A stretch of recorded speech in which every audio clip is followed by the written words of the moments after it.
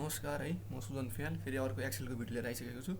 आज चाहिँ म हजुरहरूलाई एक्सेलमा फर्मुलाहरूसँग कसरी काम गर्न सकिन्छ त्यो कुराको बारेमा केही जानकारी दिन जाँदैछु। त्यसको लागि चाहिँ भिडियो राम्रोसँग हेर्नुहोस् होला है। ल सुरु गरौँ है त।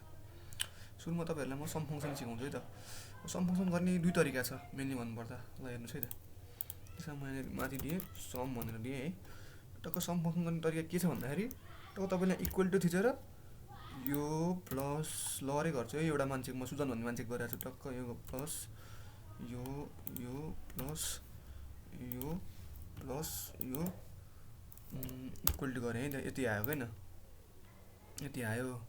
अब म अर्को तरिकाबाट कसरी गर्न सक्छु भन्दाखेरि यसलाई मैले अहिले डिलिट गरिदिएँ है।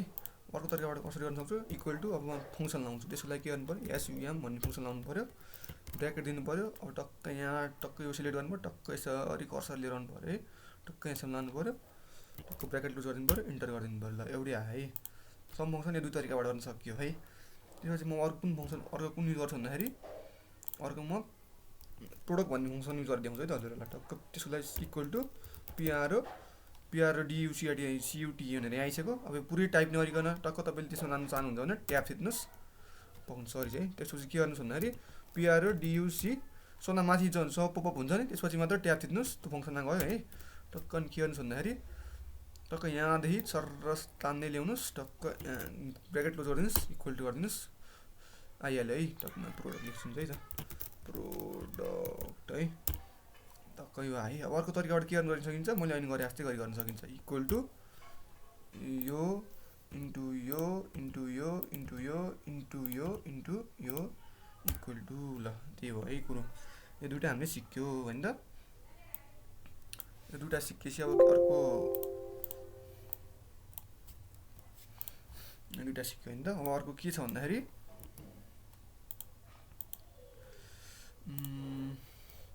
अब मलाई एभरेज भन्ने फङ्सन सिक्न मन लाग्यो होइन। अब एभरेजको लागि तपाईँहरू के गर्नुपर्छ भन्दाखेरि त्यसको लागि के गर्नु पऱ्यो कमान्ड के हुन्छ भन्दा एबिइआर भन्ने हुन्छ। एबिइआर भनेपछि एभरेज भनेर माथि आइसक्यो, ट्याब दिनुहोस् है त।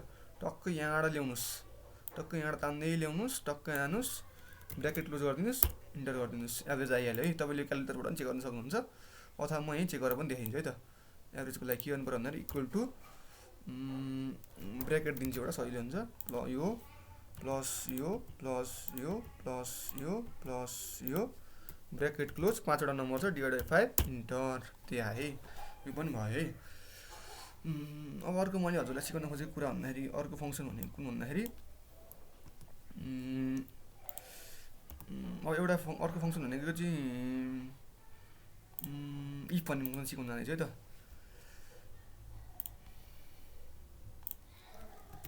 त्यसको लागि के गर्नु पऱ्यो आइएफ इफ भनेर गएँ।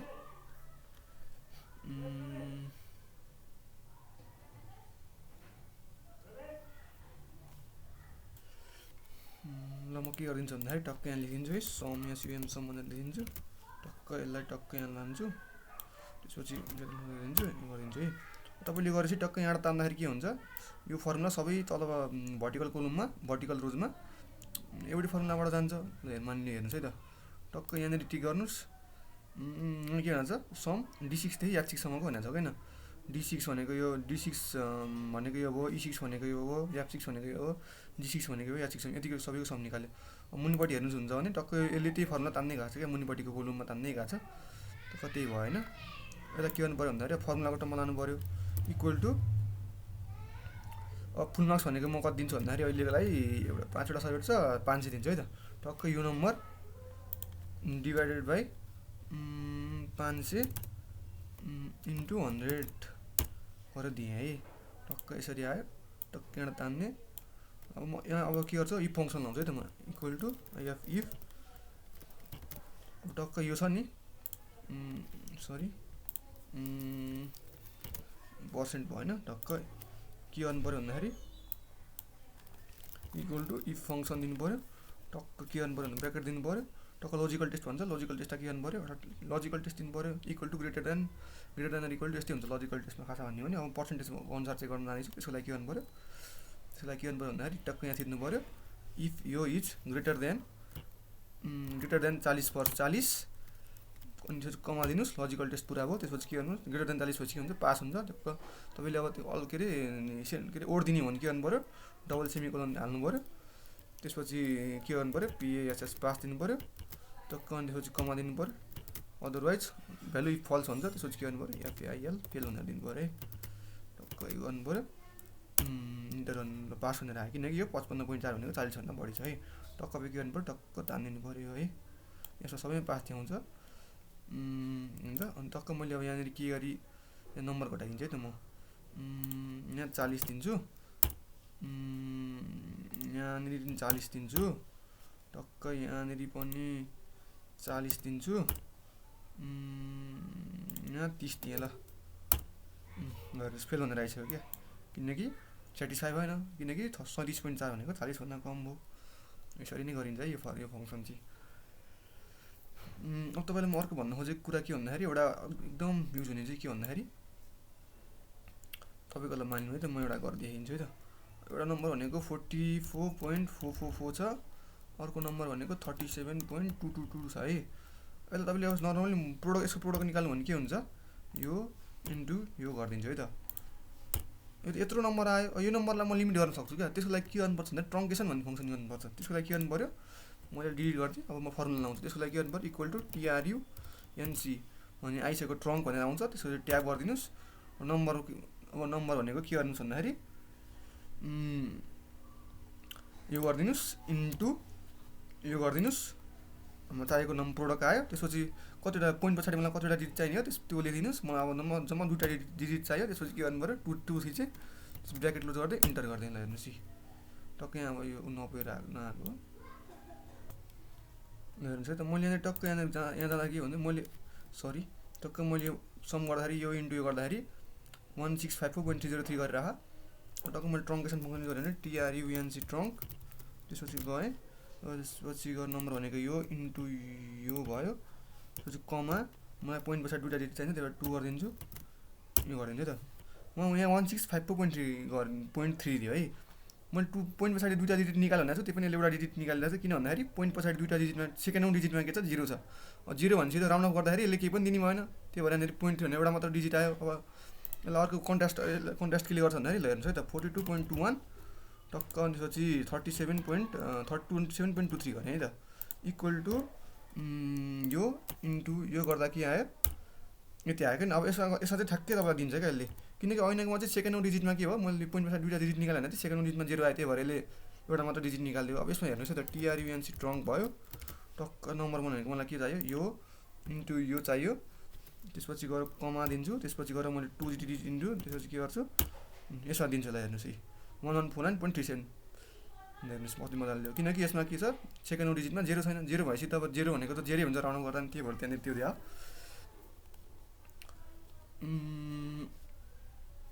त्यसपछि अब अर्को मैले सिकाउन खोजेको कुरा भन्दाखेरि फङ्सन भनेर काउन्ट भन्ने फङ्सन सिकाउन जान्छ है अरूलाई।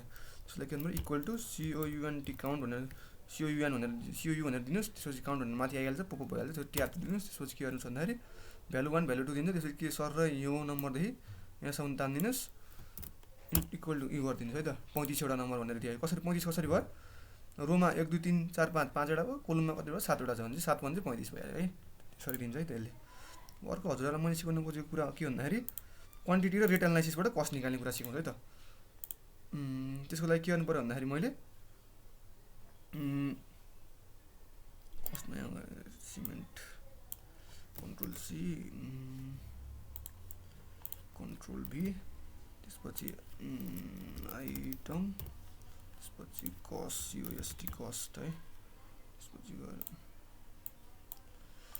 हेर्नुहोस् है त, सबैलाई बोर्डरलाई मर्ज के अरे बोर्डर सबै ठाउँमा बोर्डर गर्न के गर्नु पऱ्यो, टक्क यहाँ जानु पऱ्यो, टक्क यहाँ मुनिबाट जानु पऱ्यो, अल बोर्डर भनिन्छ, त्यहाँ गयो हुन्छ है। त्यसपछि गएर मैले के गर्नु पऱ्यो भन्दाखेरि मलाई त अब यहाँनिर कस्ट चाहियो। कस्ट भनेको के हो, रेट इन्टु क्वान्टिटी हो। सुरुमा मलाई के चाहियो भन्दाखेरि क्वान्टिटी चाहियो। क्वान्टिटी कुन छ, यो सिटमा छ, क्वान्टिटी भन्ने सिटमा छ। टक्क अहिले हामी कस्ट सिटमा छौँ, क्वान्टिटी सिटमा यहाँ जानु पऱ्यो, टक्क यहाँ जानु पऱ्यो, क्वान्टिटी अनि एक्सक्लामेसन भनेर देखाइन्छ। टक्क यसको यहाँनिर जानु पऱ्यो, हेर्नुहोस् है त, क्वान्टिटी भन्ने सिटको C3 भन्ने कोलम हो होइन, क्वान्टिटी 3 भन्ने सिटको C3 कोलममा छ हाम्रो सिमेन्टको क्वान्टिटी। टक्क यहाँ गइसक्यो होइन। अब फेरि हामी के गर्नु पऱ्यो, टक्क अब हामी क्वान्टिटी C3 भयो होइन, त्यसपछि यसलाई इन्टु गरिदिनु पऱ्यो, हेर्नुहोस् है त। त्यसपछि कहाँ जानु पऱ्यो, रेट एनालाइसिस भन्ने सिटमा जानु पऱ्यो। त्यसपछि रेट एनालाइसिस भन्ने सिटको के गर्नु पऱ्यो, रेटमा जानु पऱ्यो। भनेपछि कहाँ रेट भनेको कहाँ छ भन्नुहोस्। अब के हो भन्दाखेरि कस्ट भनेको के छ भन्दाखेरि क्वान्टिटी भन्ने सिटको C3 कोलुम भनेको, क्वान्टिटी भन्ने सिट भनेको यो भयो, यहाँ गइरह। यसको C3 कोलुम भनेको 20 भइहाल्यो हो किन, 20 भयो। अनि त्यसपछि अर्को भनेको के छ, कस्ट भन्ने कोलुमको सरी अर्को भनेको के छ, रेट एनालाइसिस भन्ने कोलुमको D3 छ। टक्क यहाँ गएर गर्नु पऱ्यो क्या, टक्क अब यहाँनिर इन्टर गरिदिनु पऱ्यो है। टक्क कस्ट भन्नेमा जान्छ, हेर्नुहोस् है त। टक्क यहाँ हेर्नुहोस् है त, इन्टर गरिदिनुहोस्। यो किन रिड गरेन भन्दाखेरि मैले रेट एनालाइसिस केमा राखिदिन्छु, मैले रेट एनालाइसिस रुपिज राखिदिएको छु होइन, झुकेर। आरएस भनेपछि त यसले रिड गर्दैन, नम्बरमै चाहियो हाम्रो एक्ज्याक्ट नम्बरमै। त्यही भएर के गर्नु पऱ्यो, यो आरएसलाई चाहिँ हटाउनु पऱ्यो क्या तपाईँहरूले। टक्कै यहाँ जानु पऱ्यो, आरएसलाई चाहिँ हटाउनु पऱ्यो है। त्यही भएर रिड नगरे आयो। यस्तो कुरा उयोहरू आइरहन्छ तपाईँहरूलाई प्रब्लमहरू।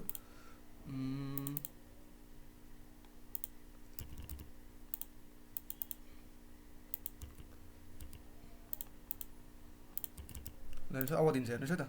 टक्क यहाँ हेर्नुहोस् दिइसक्यो, 15,000 भनेर दिइसक्यो। तपाईँले यहाँ क्रस चेक पनि गर्न सक्नुहुन्छ। 20 इन्टु कति भने यो 20 इन्टु 750 भनेको 15,000 हो होइन। त्यही भयो। अब टक्क यसलाई सर तानिदिनुहोस्, कस्टमा गएर टक्क यहाँ जानुहोस्, सर यसलाई तानिदिनुहोस्, आइहाल्छ तपाईँहरूको है। टक्क अब चेक गरेर क्रस चेक पनि गर्न सकिन्छ। क्वान्टिटीको यहाँ सेकेन्ड आइटम भनेको 45 इन्टु 35 गर्नुहोस्, आउनु कुन पऱ्यो, यो आउनु पऱ्यो है। पानी वाटरकोमा गएर सजिलो हुन्छ। यहाँ 2000 लिटर पानी छ, रेट कति छ 1 लिटरको 1 रुपियाँ छ भने चाहिँ कति भयो भन्दाखेरि 2000 आउनु पऱ्यो। 2000 आएको भइहाल्यो है। यो चाहिँ हाम्रो यो इस्टिमेसन गर्न एकदम सजिलो हुन्छ। यति भएपछि आजको लागि चाहिँ यति है, धन्यवाद।